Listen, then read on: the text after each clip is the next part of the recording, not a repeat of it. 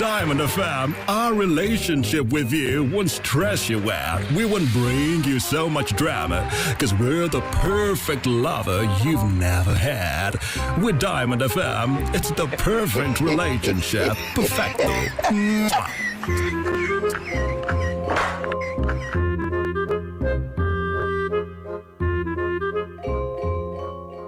You can only get timely, credible, and reliable news on your shining supreme station. Diamond 88.7 FM, Ilorin.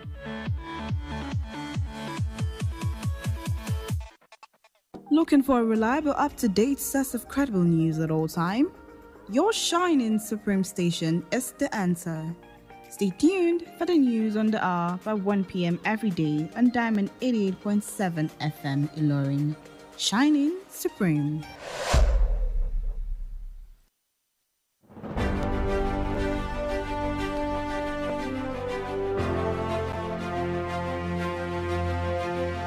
From the news desk of Diamond 88.7 FM Ilorin, this is News on the Hour.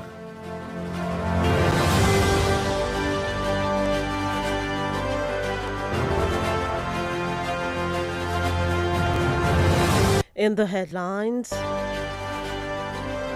federal government writes off $1.42 billion, 5.57 trillion naira NNPC debts.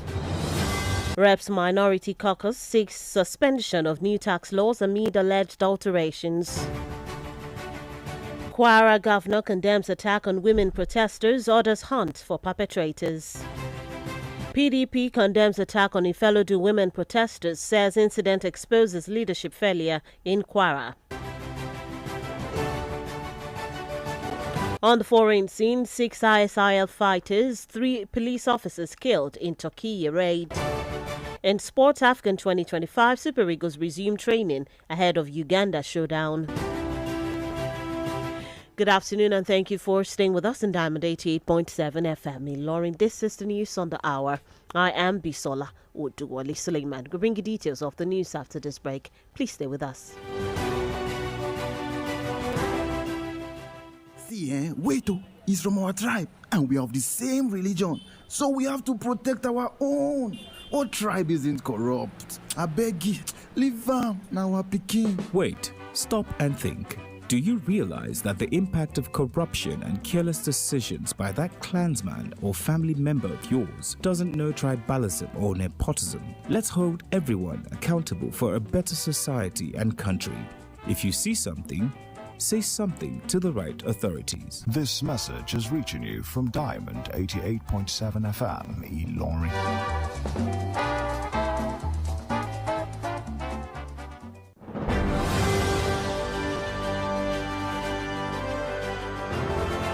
Welcome back from that short break. Please note that you can listen to us via our website www.diamondfm.net or watch us live on YouTube at Diamond FM Ilorin. Now the news in detail. President Bola Ahmed Tinubu has approved the cancellation of a significant portion of debts owed by the Nigerian National Petroleum Company Limited (NNPCL) to the Federation account, amounting to about 1.42 billion dollars, and 5.57 trillion naira. The decision follows a detailed reconciliation of financial record between both parties. According to documents prepared by the Nigerian Upstream Petroleum Regulatory Commission (NUPRC) and presented at the November meeting of the Federation Account Allocation Committee (FAAC), the debts earlier reported at the October 2025 FAAC session stood at $1.48 billion and 6.33 trillion naira. These obligations were tied to PSC, the SDP, RA and MCA liftings, as well as joint venture and product sharing contract royalty receivables.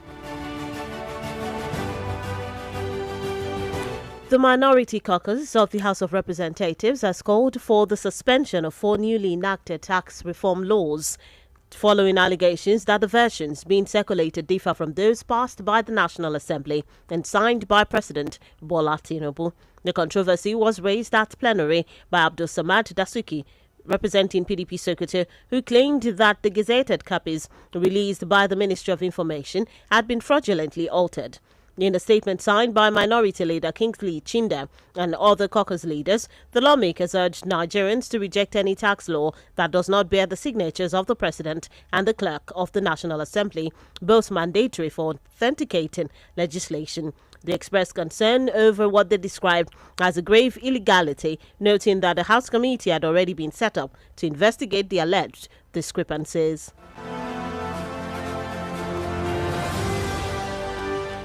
The People's Democratic Party, PDP, has condemned the alleged assault and public humiliation of Dr. Pedro Agbonifo Obaseki, cousin of former Edo State Governor Godwin Obaseki, describing it as a deliberate act of political violence.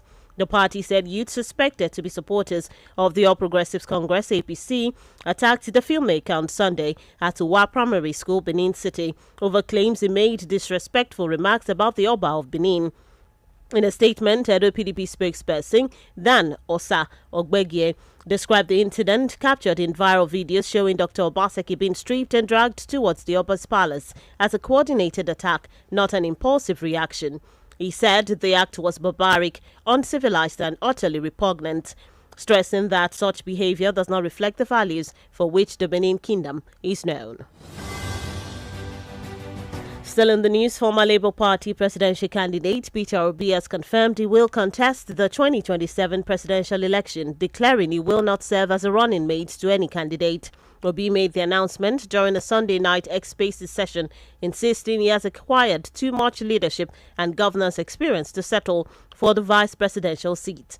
The former Anambra State Governor also clarified speculation about his political alignment, saying he does not need to officially join the African Democratic Congress ADC because he has been part of the coalition from inception. He stressed that no one is stepping down for him in the party and reaffirmed his respect for former Vice President Atiku Abubakar, describing him as a respected leader.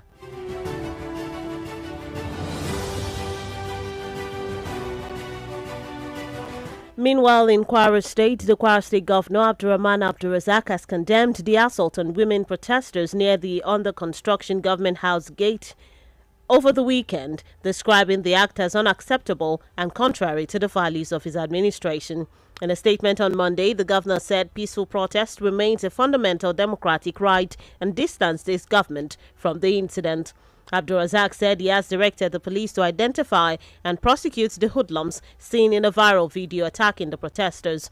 He stressed that his administration over the past 6 years has upheld principles of decency, democracy and order, noting that the actions of the attackers do not reflect the government's stance.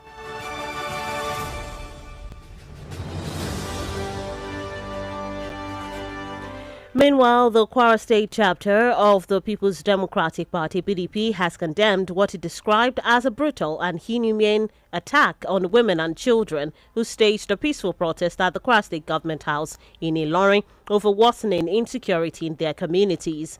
According to the party, the protesters, mostly mothers and relatives of kidnapped victims from Ifelodun local government area, were appealing for government intervention after weeks of unanswered ransom demands. In a statement signed by its publicity secretary, Olusegun Olushola Adewara, the PDP accused thugs allegedly linked to the Abdurrahman Abdulrazak administration of violently dispersing the demonstrators, beating and stripping them while police officers on duty watched without intervening.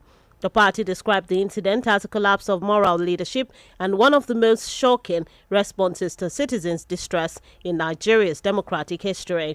The PDP called on the Inspector General of Police to investigate and prosecute all individuals and officers involved, while urging President Bola Tinubu and relevant national and international bodies to intervene. And lastly, on the local scene, gunmen suspected to be linked to notorious bandit leader Bello Turji have reportedly attacked Tudunwada community in Sabombrini local government area of Sokoto State, killing the village head in broad daylight. The incident occurred on Sunday afternoon. Security analyst Bakatsin confirmed the attack in a post on X on Monday, stating that the assailant stormed the community and beheaded the village head, leaving residents in panic. The bold daytime invasion has heightened fears in the area, which has faced repeated bandit incursions. As at the time of filing this report, authorities have not issued an official statement on the attack, and details regarding security response remains unclear. And that's it on the local scene. The news on the hour is reaching you from Diamond 88.7 FM in Lorry. We take a short break. When we return, we bring you foreign and sports news on the foreign scene. 6 ISIL fighters, 3 police officers killed in Turkey raid.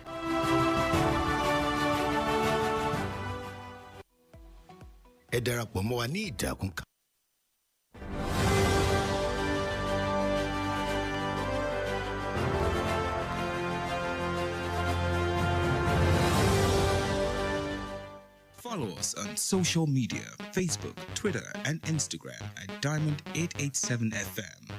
Diamond FM, shining supreme.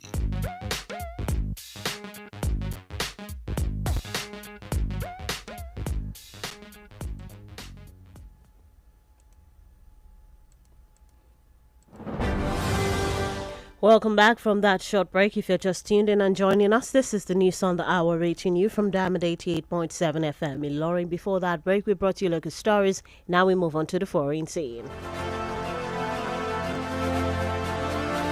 In foreign news, 6 suspected ISIL fighters and 3 police officers were killed during the raid in northwest Turkey, the Interior Ministry confirmed on Monday. The operation took place at El Marik village, Yalova province, south of Istanbul, where officers exchanged fire with militants during a pre-dawn raid on Sunday.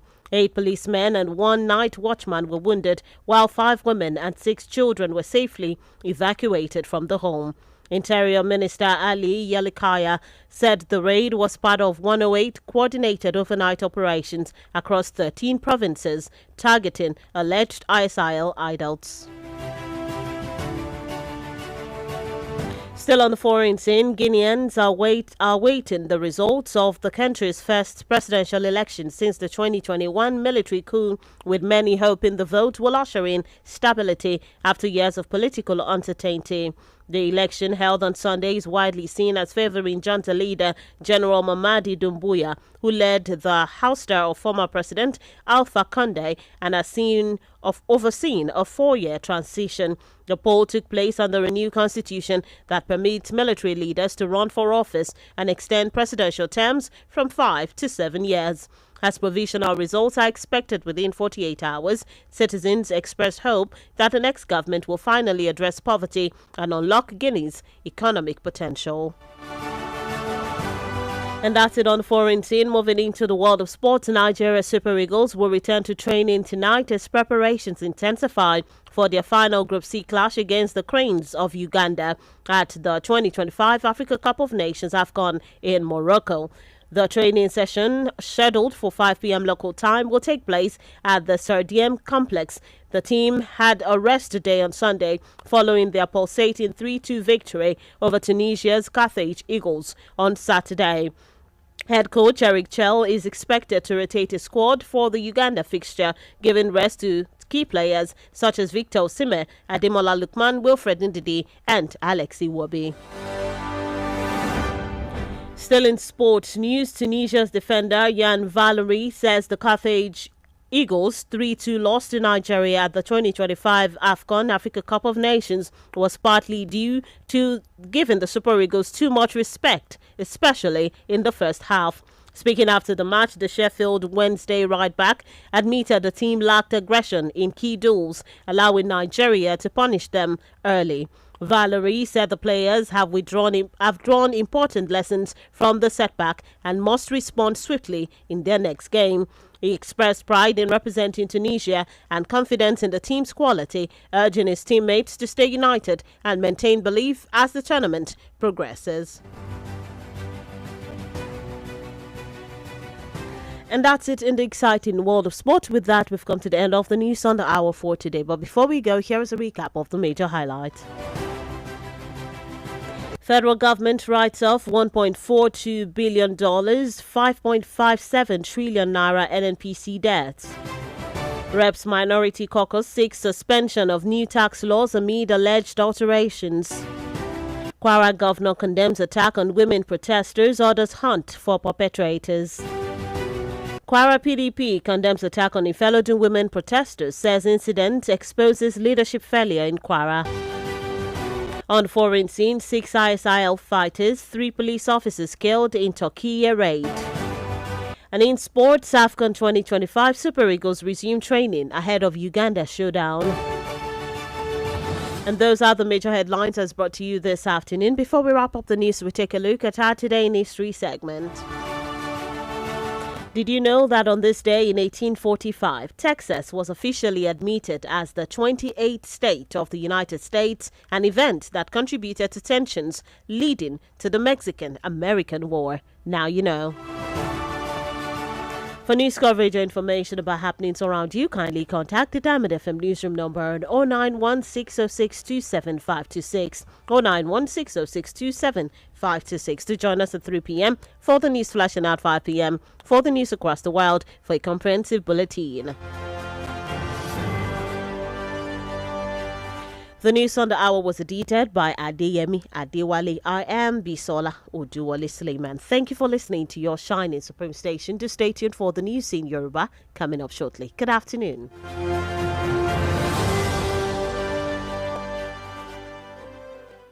You cannot control me. You cannot. Okay. You can have a little control, but I'm still in charge. I can attack any minute, but you can control for like a second. Oh, that's nice. That's really that's a spot right there. We know exactly how that feels at Diamond FM, with good conversations, music and top entertainment that touches your soul. It's radio like no other.